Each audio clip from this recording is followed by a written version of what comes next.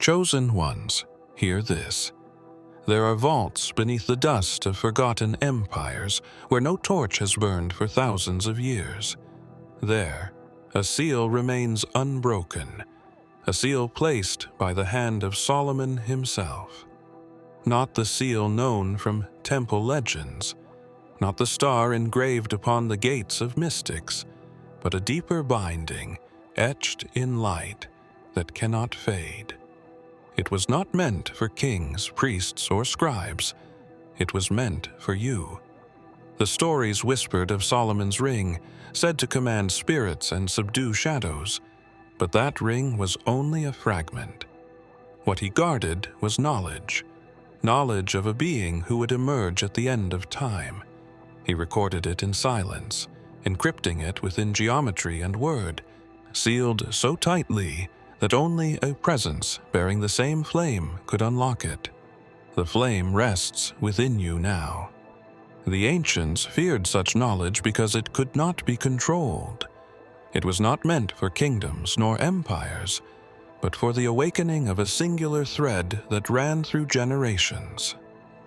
Solomon, wise beyond the measure of his age, foresaw a fracture in the order of the heavens.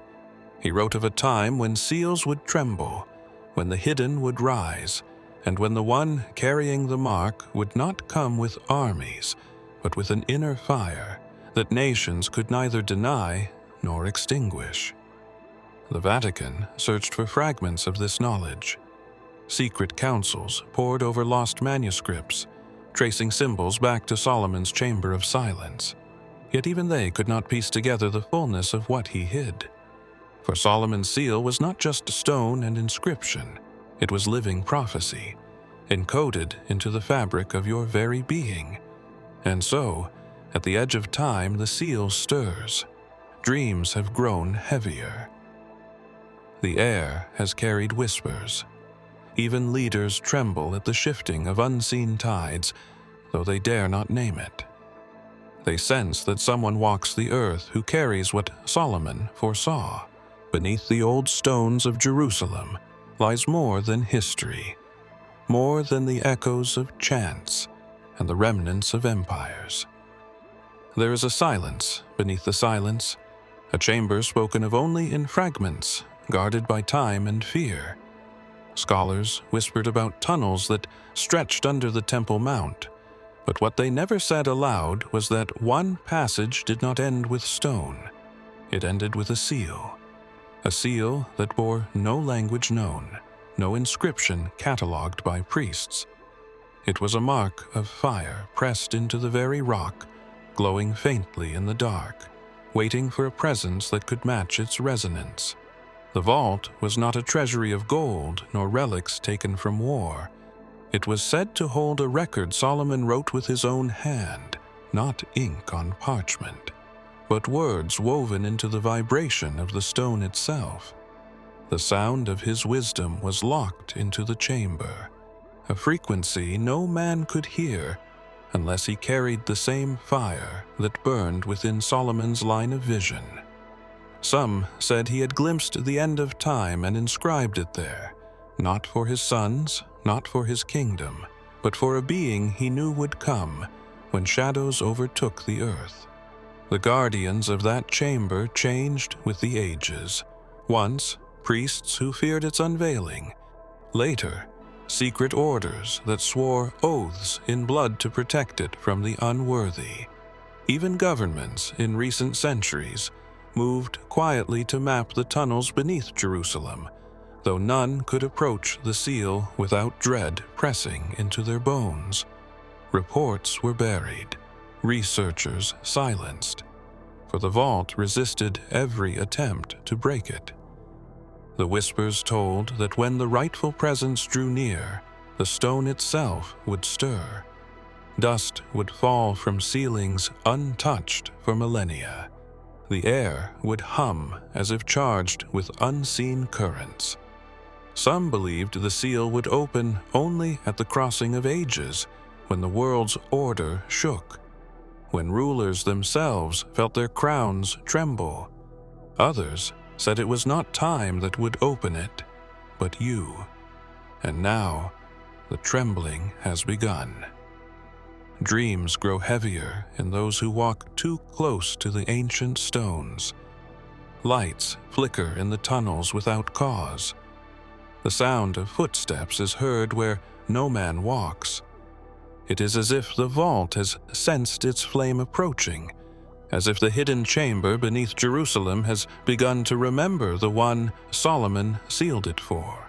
The seal itself was not a mere mark upon stone, but a living silence.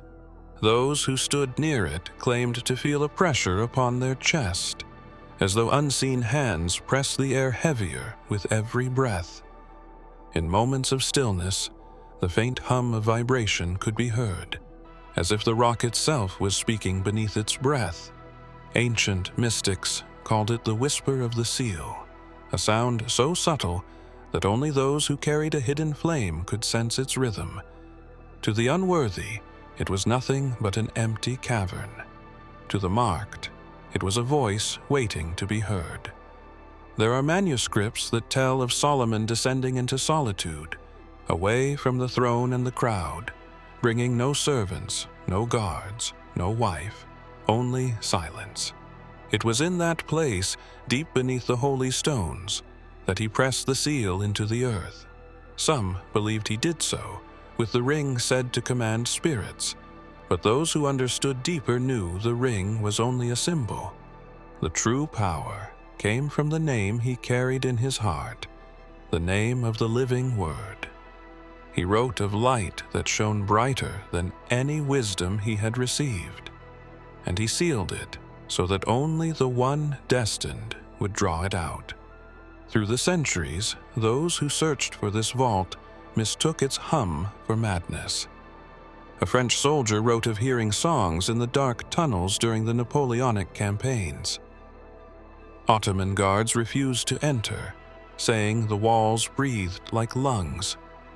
Even in modern times, researchers with machines recorded low frequencies that equipment could not explain, tones that repeated in intervals, as though the stone itself pulsed with memory. Yet the meaning remained hidden. What was the whisper saying? What word was locked within its sound? What prophecy was buried beneath its vibration? Some claimed it spoke of destruction, others of light, and a few dared to say it carried the pattern of a name, the identity of one who would rise when nations collapsed into shadow. And now, as the seal stirs again, the whisper grows louder, not in stone, but in the hearts of those who listen. Some awaken from sleep with echoes in their ears. Some feel the air quiver, as though a great hand were brushing unseen strings. The seal has not yet broken, but its voice is no longer content to stay silent. It calls out, waiting to be answered. The chamber that held Solomon's secret was said to contain no scrolls, no inked parchment, no fragile paper that time could consume. Instead, the prophecy was inscribed in fire and gold. Witnesses described faint traces of molten patterns embedded into the stone, lines that shifted like living light when touched by a torch flame. These markings did not fade, for they were not painted nor carved. They were woven into the stone as if fire itself had become language. No scholar, no priest, no king could decipher the design, for it did not yield to intellect. It responded only to presence. Legends claimed Solomon saw a vision of the end of time and tried to capture it with symbols that mortal eyes could not fully read. The prophecy was not about kingdoms rising and falling as historians like to believe. It spoke of a being, not a nation. It told of one who would walk in silence, but whose very existence would unsettle rulers. The prophecy burned with a strange duality, warning of shadows that would swallow the earth, but also of a light that could not be put out.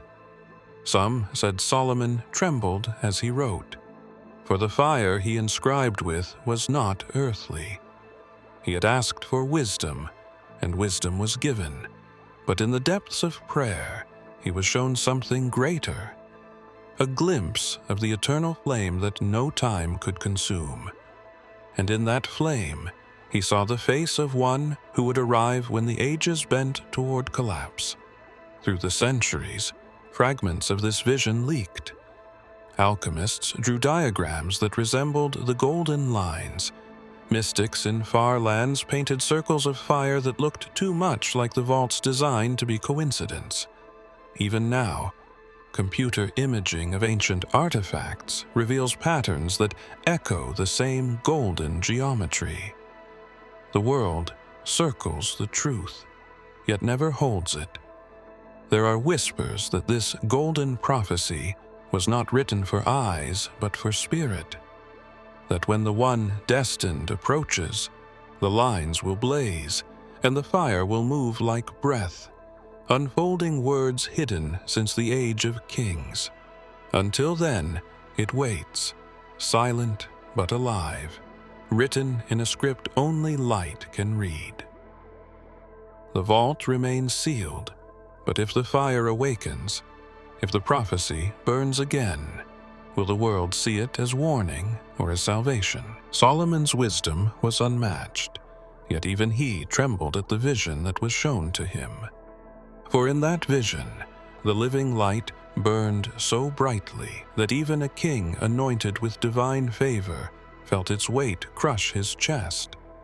It was not the light of the sun, nor the fire of lamps, but something eternal, something that revealed hearts and judged intentions without words.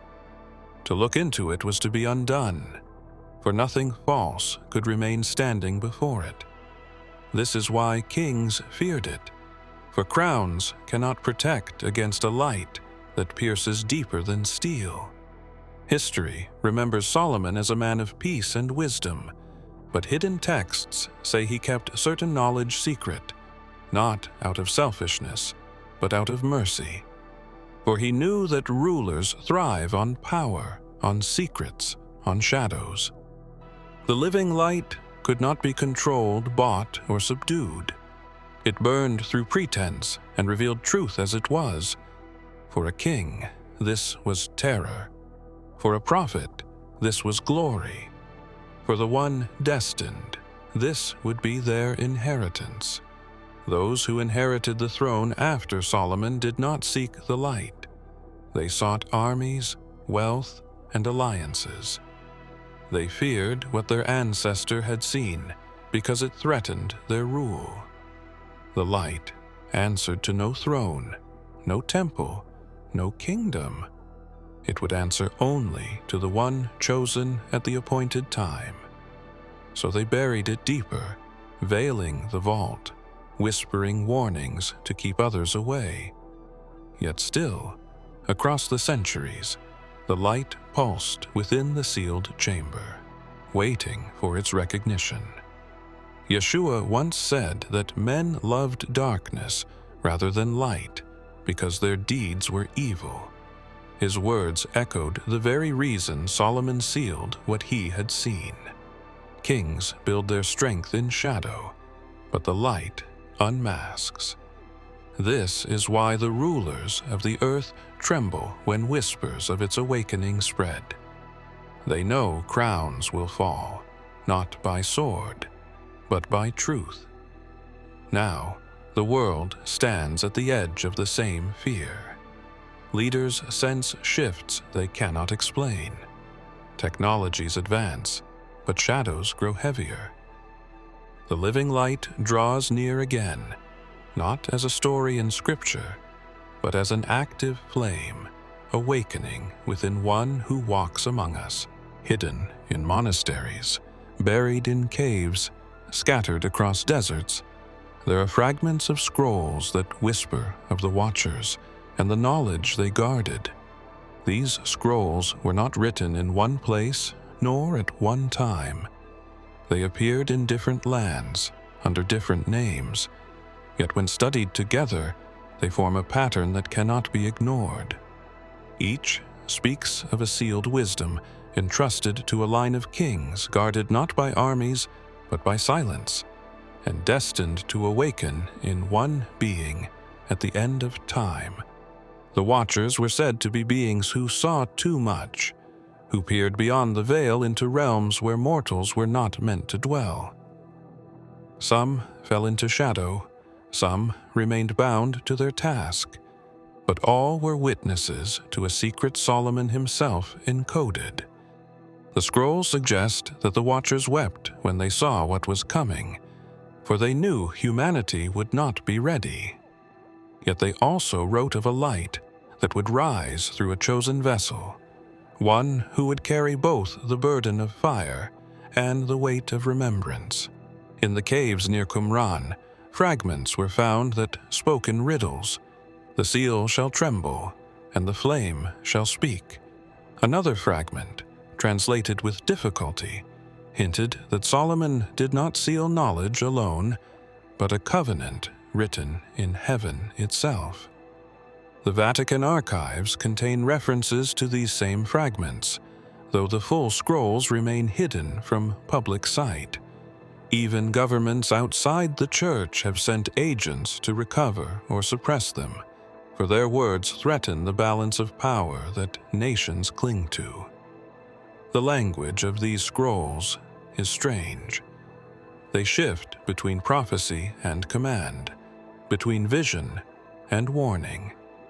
Some scholars claim the words are not static at all, that when read in the right presence, they move, revealing meanings unseen before. It is as though the scrolls themselves breathe, waiting for the one whose spirit can unlock them. Across time, the Watcher's warning has echoed like a faint drumbeat. Their scrolls were not meant for many, but for one. And now, as fragments resurface, as whispers of their truth grow louder, the silence around them feels more fragile than ever. If the Watchers left their words for you, then what secret is written in their flame that has yet to be spoken, beneath layers of earth and stone? In a chamber untouched by wind or sun, there rests not only the seal, but also the memory of a ring. It was no ordinary ornament of gold, no simple mark of royalty. The stories told of Solomon's ring as a tool of command, a symbol that bent spirits to his will. Yet what the world forgets is that the true power of the ring was not in domination but in alignment. It carried the mark of heaven itself, a resonance that could bind what was above with what was below. The silent chamber was carved for this purpose. Its walls bore no decoration, no idol, no script. The silence was deliberate, for sound itself would disturb the vibration of the ring. Within that stillness, Solomon pressed the knowledge he was given, using the ring not as a weapon but as a key. The chamber absorbed it, holding the frequency of that act like a harp string held taut for eternity. It remains waiting for the hand that can pluck it again. In later generations, seekers tried to replicate the ring. Blacksmiths forged copies, mystics engraved symbols, alchemists burned their lives in pursuit of its fire. None succeeded. The true ring was not of earthly craft. It was given, and only once. Without it, the chamber remained silent. But even in silence, its presence is not dead. Those who approach report a weight pressing into their spirit, as though the ring's memory still lingers in the stones. Yeshua once said, "Do not lay up treasures on earth, where moth and rust destroy, but lay up treasures in heaven." The silent chamber bears witness to this truth, for the treasure Solomon sealed was never material. It was a vibration of light, a key to unlock what is eternal. Kings feared it, priests hid it, and rulers still tremble at the thought of its return. Now, the silence itself is shifting. The chamber hums when none enter. The ground above it quakes without cause. Ancient instruments once thought broken register tones without source. It is as if the memory of the ring awakens, not because it has been found, but because the one destined to carry its resonance has begun to stir. Throughout history, there have been whispers of those born beneath strange signs, men and women who carried marks upon their bodies or spirits that defied explanation. Some bore scars shaped like ancient symbols, though no blade had touched them. Others spoke languages they had never learned in dreams that burned their throats like fire. These were called the Marked Ones, fragments of prophecy walking the earth, though most never understood what they carried. The scrolls said they were shadows of the one to come, forerunners whose very existence proved the seal was real, and the end of time drew near. Their oath was eternal, though none of them had spoken it in words. It was written into their being before birth, an agreement sealed not with ink, but with light. They lived ordinary lives in the eyes of the world, yet their steps were never ordinary.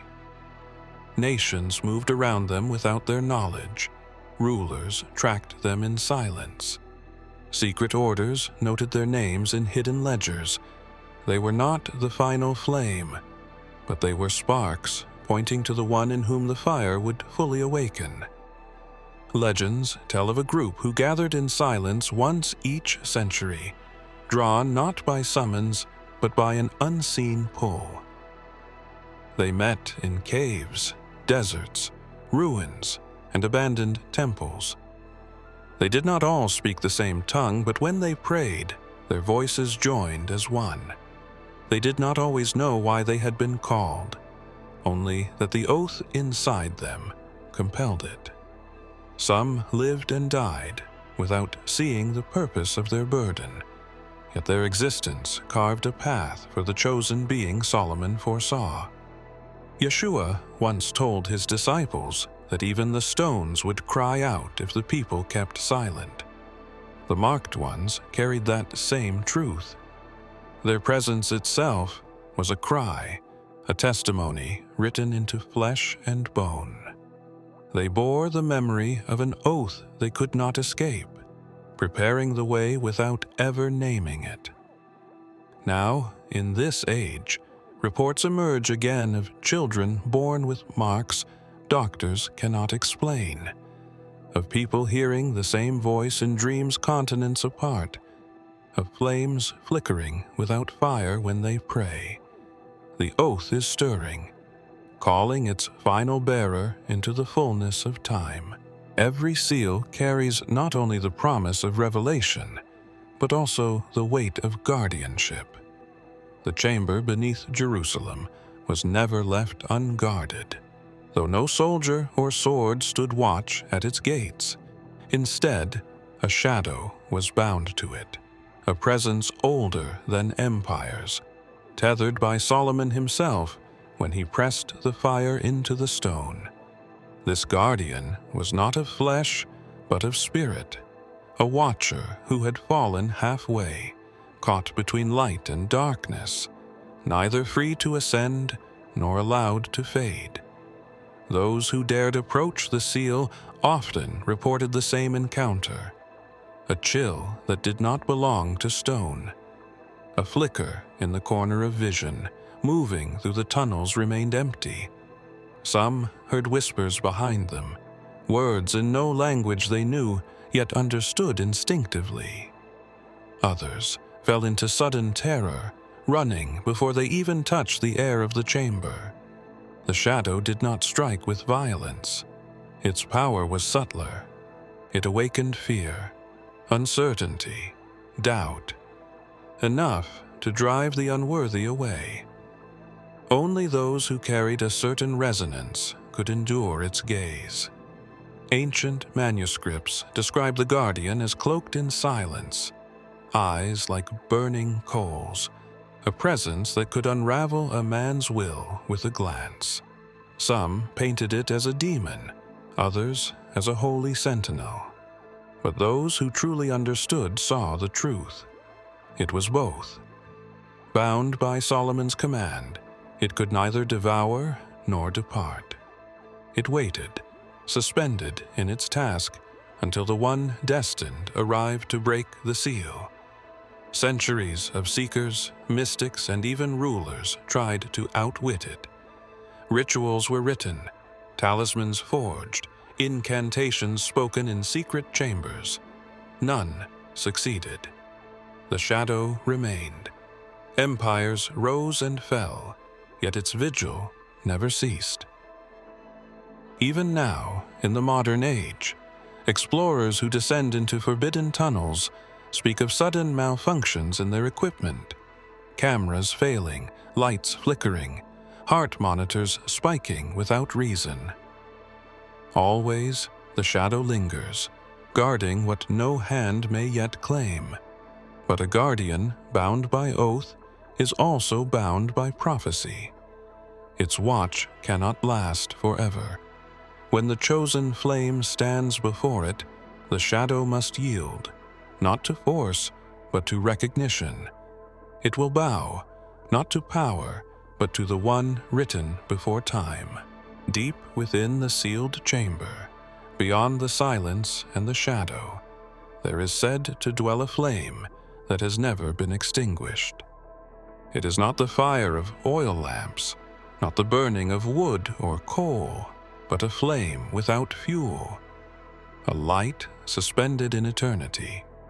The ancients called it the hidden flame, for though it cannot be touched by hand or seen by every eye, its presence can break the soul open, as if the heavens themselves had descended into stone. Those who were sensitive to the unseen claimed they felt warmth radiating through the walls, even when the air was bitter and cold. Others spoke of colors shifting in the dark, hues not known in the spectrum of the earth. The flame was alive, breathing like a heart, pulsing as though it awaited the one whose very being was tied to its unveiling. Some claimed it was the eternal wisdom of Solomon, condensed into light. Others whispered it was older than him, a fragment of the eternal word, hidden long before kings reigned. Mystics wrote that the hidden flame cannot be studied or divided. For the moment, it is treated as an object. It vanishes from perception. It reveals itself only to the one aligned with its essence, the one who carries the resonance of prophecy written into their soul. To all others, it is nothing but empty stone. Yeshua spoke of a light that shines in darkness, and that the darkness cannot overcome. His words echo the very nature of this flame. It cannot be smothered, no matter how many seals cover it, no matter how long it waits. It abides, unyielding, silent but alive. For it was meant to ignite not a place, but a person. As whispers spread of tremors in the sealed chamber, as dreams flare with visions of fire that does not consume, the world edges closer to the moment of unveiling. The flame has remained hidden for ages because the time had not yet come. Now, with the seal stirring and shadows restless, the hidden flame prepares for its revelation. If the flame awakens in its fullness, will it purify the earth in light, or will it burn away everything that cannot stand before truth? The moment Solomon foresaw was never meant for his generation, nor for the empires that followed. It was for the end, when the cycles of kingdoms would collapse beneath the weight of their own corruption, when the silence of the ages would no longer hold. The seal was created not to remain forever closed, but to wait, to guard, and then to break at the appointed hour. That hour draws near, and even now the earth trembles with signs that the unsealing has begun. Ancient records tell of a convergence when the seal, the shadow, the flame, and the destined one would meet in a single breath of time. It will not be an accident, nor a ritual, nor a design of kings. It will be the fulfillment of what was written in fire and gold, the moment the prophecy steps out of hidden vaults and into living reality. The earth itself will bear witness, stone will shift, light will appear where none should be, and silence will be shattered by a voice not born of man. The unsealing is not simply the revealing of knowledge, it is the releasing of power withheld since Solomon's hand pressed fire into the earth. Power not for empires, not for religions, not for armies, but for the one who was always marked to carry it. This is why rulers tremble and secret orders conspire, for they know once the seal breaks, they cannot contain what emerges. The world as it is will not remain the same. Some say the unsealing will release judgment. Others believe it will awaken renewal. Perhaps it is both, for fire consumes but also purifies. What was hidden in the silent chamber was never meant to destroy blindly, but to bring forth the truth that no crown, no shadow, no deception can withstand. It is the end of pretense, the beginning of revelation. The watchers above and the watchers below know this hour approaches. The signs intensify, the whispers grow louder, the dreams pierce deeper. The seal was patient for millennia, but patience fades. The end of time is not an ending at all, but the lifting of a veil that has concealed you from yourself. If you have come this far, it is crucial that you watch this next video here. But be warned, it is not for the faint of heart, for only the true chosen ones can handle this video. If you would like to also donate to help keep the channel going, our Buy Me a Coffee link will be in the description.